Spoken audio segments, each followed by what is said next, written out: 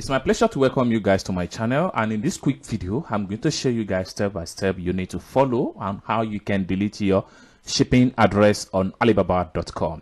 But before I dive into tutorial, if you are very new to this channel, please remember to click on the subscribe, turn the notification bell, so each time I post content about China importation and e-commerce business, you'll be notified.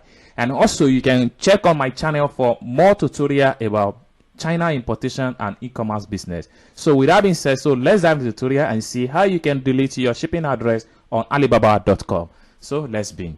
First thing first, you have to come to the home tab right here and make sure you click on ship to.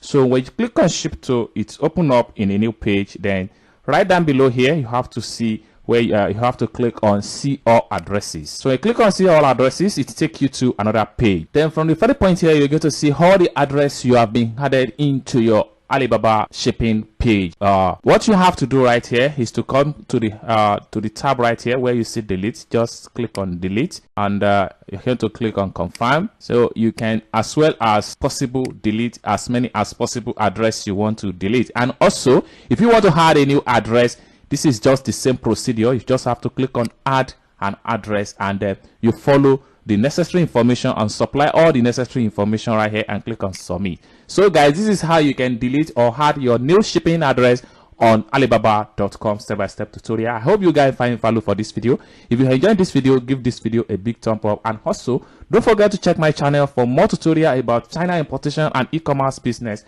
And if you would like to have a consultation business about China business with me, you can connect with me on WhatsApp via the number in the description of this video. Thank you guys for watching, and I hope to see you guys in my next video. Bye for now.